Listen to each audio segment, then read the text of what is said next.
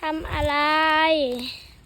มาลุกหญ้ากับสาวต้นหอมเพราะว่ามื้อนี้บรรยากาศดีสาวต้นหอมปิดเทอมแล้วเราก็เลยมานอนนาแบบนี้นะเอามานอนนาก็สามารถเฮ็ดเวียกได้ฮอดค่ำเนาะเจ็บหนามเบิ่งในลมพัดนะเย็นมื้อนี้นะลมมาเป็นบาทเขาบอกว่าอากาศสิหนาวมื้อนี้นอนรับลมเลยมื้อนี้นะหญ้าเบิ่งมักโมเขากำลังขึ้นนี่ถึงน้อยเขาก็จะได้กินหมักโม หมักโมหรือแตงโม แตงโมนั่นแหละ เหรอก ำลังออกนี่ลุงนี่คือกันแต่ว่าหญ้าหุ้มเพิ่นแล้วมึงไงหญ้าหุ้มไปโอเค หนูลก เดี๋ยวมัน เต็ม เดี๋ยวเขาจะไปหากินข้าวจากน้อยนะลูกหญ้านี่ก่อน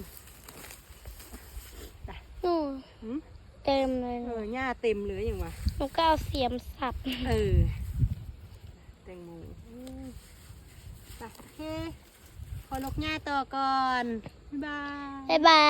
ย